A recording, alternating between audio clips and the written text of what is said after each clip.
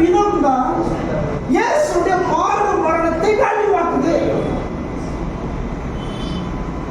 ஏன்னா எல்லாரும் ஒரு தாய் தகப்பனுக்கு பிறந்தார்கள், இயேசு மாத்திரம் பரிசுத்த ஆவியால் பிறந்தார். அவர் பிறந்த விதமான பாடு. இயேசுவும் யோசேப்பு மரியாளுக்கு பிறந்திருந்தால் சராசரி பாடு மரணம். அதனாலதான் நாம் பிறப்பை கொண்டாடுவோம். பிறப்பை கொண்டாடுறோம்.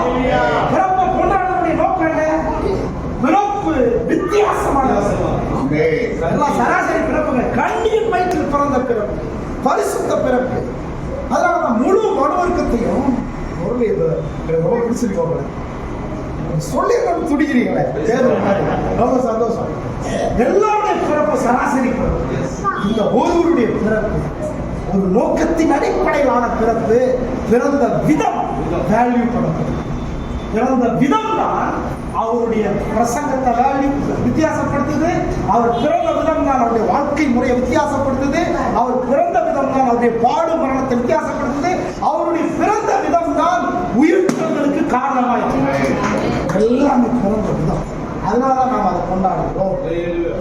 சொல்றோம்.